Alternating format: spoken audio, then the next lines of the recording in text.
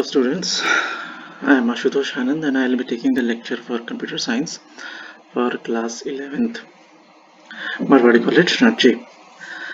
Previous lecture में हमने discuss किया इफ स्टेटमेंट के बारे में, इफ एल्स स्टेटमेंट के बारे में, नेस्टेड इफ और इफ लेटर के बारे में।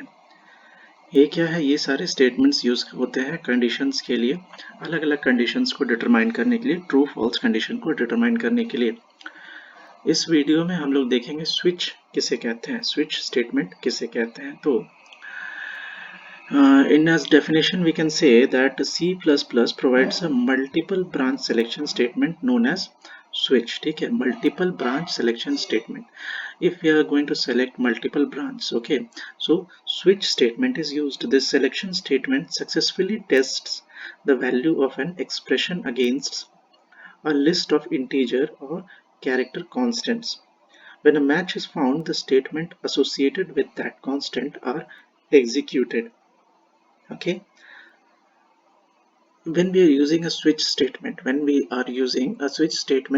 this statement is used when we have to select one option out of many alternatives। अगर हम लोगों को एक ऑप्शन चाहिए होता है बहुत सारे अल्टरनेटिव्स के केस में, तो हम लोग स्विच यूज करते हैं। स्विच का सिंटेक्स आपके कंप्यूटर स्क्रीन में यहाँ पे दिख रहा होगा। स्विच एक्सप्रेशन केस 1 कांस्टेंट, ठीक है, case 2 case 3 case 1 like this. Okay, this kind of statements expression used for switch. अब देखिए यहाँ एक आप एग्जांपल देख रहे होंगे, ब्रेक। ठीक है, break, what is break? Now the break is something that breaks the statement. ठीक है, जहां पे आपका स्टेटमेंट स्टॉप होता है। देखिए, the expression is evaluated and its value is matched against the value of constants specified in the case of statement। ठीक है, अगर हम लोग किसी तरह का एक्सप्रेशन यूज करते हैं तो उसको हम लोग क्या करते हैं, अलग अलग तरह से मैच करते हैं। when a match is found, the statement sequence associated with that case is executed until break statement or end switch statement is reached। in case of constant 1, okay, in case of this statement, first statement, if the match is found in this statement only, the sequence will be executed and then stopped। okay, this sequence will be executed and then stopped if the match is not found। second statement will be matched or tried to be matched, and if the match is found in case 2, then the sequence 2 will be executed and the statement will be stopped if there is no break statement। ठीक है, if a case statement does not include break, अगर किसी तरह का break हम लोग नहीं use करते हैं तो क्या होता है कि अगला स्टेटमेंट एग्जीक्यूट होते जाता है। ठीक है, इसको हम लोग ऐसे कह सकते हैं, if a statement does not include a break statement, then the control continues right on the next statement, next case statement, until either break is encountered और end of the switch is reached। ठीक है, अगर in case हमारे पास break statement नहीं है, switch में break statement नहीं use किया गया है, तो उसको हम लोग कहते हैं fall through। उसको हम लोग नाम देते हैं fall through। ठीक है, fall through यानी वहां पे ब्रेक स्टेटमेंट यूज नहीं किया गया है। तो स्विच क्या है? स्विच होता है यूज जब हमारे पास मल्टीपल अल्टरनेटिव्स होता है और हमें अकॉर्डिंग टू आवर नीड एक ऑप्शन को सेलेक्ट करना रहता है, तो स्विच स्टेटमेंट यूज होता है। ये एक फ्लो डायग्राम है, एक फ्लो चार्ट है स्विच के लिए। यहाँ पे हम लोग देख सकते हैं switch variable is equal to case value 1 equal to case value 2 equal to case value 3। ठीक है, अगर ट्रू है तो स्टेटमेंट 1 एग्जीक्यूट होगा और क्या होगा, एंड हो जाएगा, नेक्स्ट स्टेटमेंट आफ्टर स्विच में चला जाएगा। ठीक है, अगर ये फॉल्स हुआ तो क्या होगा, दूसरा वैल्यू जो है उसका बॉडी को हम लोग देखेंगे। दूसरा वैल्यू केस जो है वो ट्रू हो जाएगा तो क्या होगा, स्टेटमेंट 2 एग्जीक्यूट होगा। अदरवाइज फिर से हम लोग तीसरे वैल्यू में चले जाएंगे, तीसरे वैल्यू में स्विच हो जाएंगे। तो क्या होगा, अगर ये ट्रू होगा तो ठीक है, अगर फॉल्स हुआ ये भी तो क्या होगा, statement is in default body. ये पूरा का पूरा जो थ्रू आउट फ्लो चार्ट है वो एग्जीक्यूट नहीं होगा और डिफॉल्ट बॉडी में चला जाएगा, यानी नेक्स्ट स्टेटमेंट में स्विच हो जाएगा। तो ये एक फ्लो चार्ट है, इसको काइंडली आप लोग रिमेंबर कीजिएगा, इसको याद रखने की कोशिश कीजिएगा। ये एक एग्जाम्पल प्रोग्राम है to print the corresponding day of week. ठीक है, कोरस्पॉन्डिंग डे ऑफ वीक। यहाँ पे क्या हो रहा है कि हम लोगों को कोरस्पॉन्डिंग डे डालना है।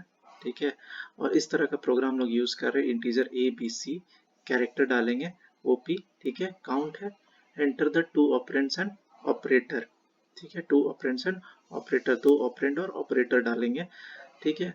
स्विच करेंगे, case 1 count sum is c is equal to a plus b, then again case 2 difference is c is equal to a minus b, product is c into b, ठीक है, and division is c is equal to a divided by b, यानी हम लोग ये सारा चीज डालेंगे। Default में क्या होगा, अगर मान लीजिए यहाँ पे कुछ भी ट्रू और फॉल्स में नहीं आया तो यहाँ पे आ जाएगा रॉन्ग ऑपरेटर एंटेड, यानी डिफॉल्ट में जैसा आपने देखा केस 1 केस 2 केस 3, अगर ये तीनों ही फॉल्स में आता है तो क्या होगा, डिफॉल्ट में आ जाएगा, यानी रॉन्ग ऑपरेटर एंटेड एंटर्ड लिखा जाएगा आपके स्क्रीन पे। देखिए रिपीटेटिव एग्जीक्यूशन, जब हम लोग रिपीटेटिव एग्जीक्यूशन की बात करते हैं तो रिपीटेटिव एग्जीक्यूशन क्या होता है। Repetitive execution means a set of statements are executed again and again till the condition remains true, and if the condition is false the statement next to those set of statements will be executed. There are three types of statements to implement repetitive execution, that they are iteration and looping, ठीक है। तो हम लोग अब looping में पहुंच गए हैं, पहले हम लोग इफ स्टेटमेंट्स में देख रहे थे, अब ये लूप्स में पहुंच गए हैं, यानी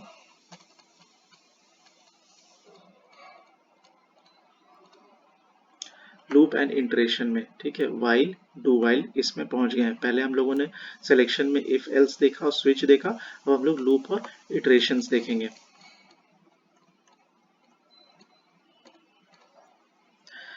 ठीक है, तो रिपीटेटिव एग्जीक्यूशन का मतलब क्या होता है। Repetitive execution means a set of statements are executed again and again, एक ही तरह के का स्टेटमेंट बार बार एग्जीक्यूट होगा। यहाँ पे उसका फ्लो चार्ट है, फ्लो चार्ट में आप लोग देख सकते हैं कि कंडीशन अगर ट्रू है, कंडीशन अगर ट्रू है तो ब्लॉक 1 में जाएगा, ठीक है, और उसके बाद फिर वापस यहाँ पे आ जाएगा, ठीक है। फिर से अगर कंडीशन ट्रू है तो फिर से ब्लॉक 1 में जाके फिर से वापस आएगा।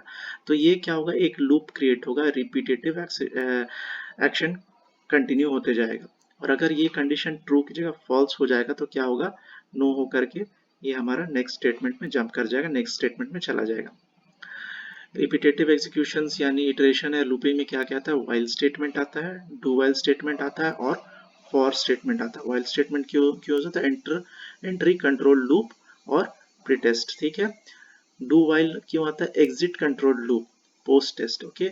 और फॉर आता है काउंटर कंट्रोल लूप और डिटर्मिनिस्टिक लूप। इसको हम लोग एक एक करके समझते जाते हैं। व्हाइल लूप, अगर हम लोग व्हाइल लूप की बात करते हैं तो व्हाइल लूप क्या है, it may not be executed even once if the condition is false initially।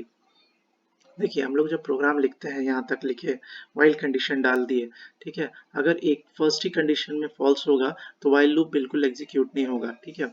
It is executed till the condition remains true and the control comes out of the loop when the condition becomes false. जैसा हम लोगों ने पहले example में देखा, जब तक condition true होगा ये लूप कंटिन्यू करेगा, और अगर फॉल्स हो जाएगा तो इस कंडीशन से बाहर आ जाएगा और नेक्स्ट स्टेटमेंट में चला जाएगा।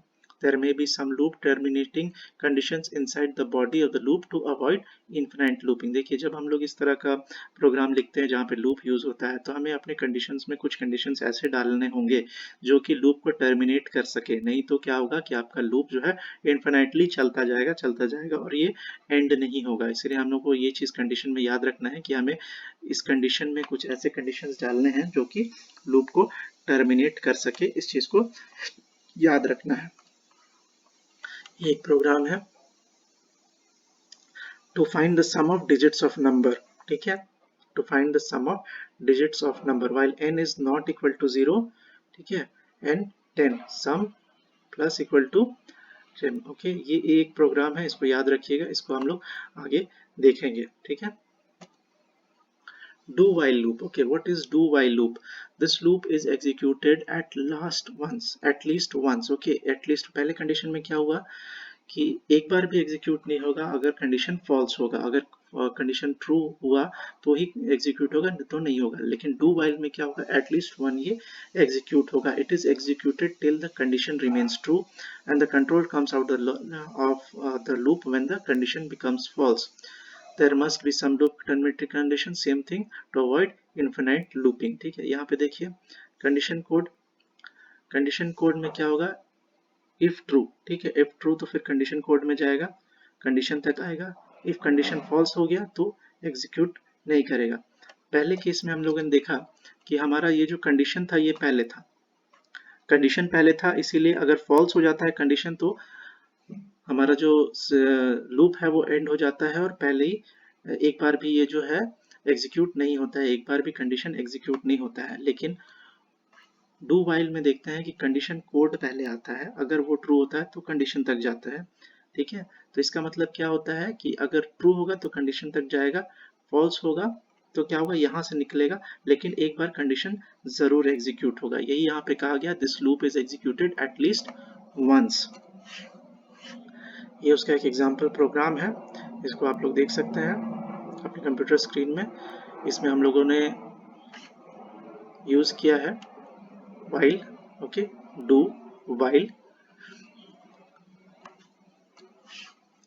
for loop, ठीक है।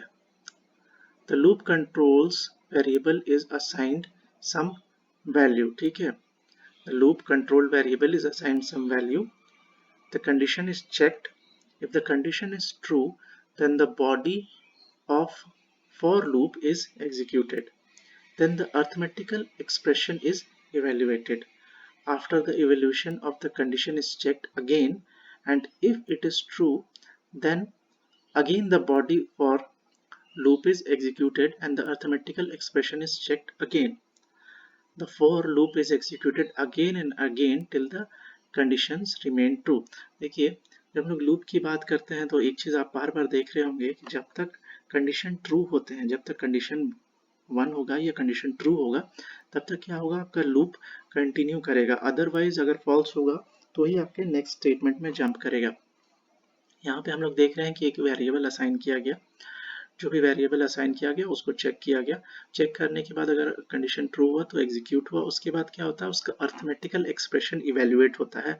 अर्थमेटिकल एक्सप्रेशन अगर इवेल्युएट करने के बाद जो रिजल्ट आता है वो फिर से ट्रू होगा तो फॉर लूप फिर से एग्जीक्यूट होगा, अदरवाइज चला जाएगा, अदरवाइज नहीं एग्जीक्यूट होगा।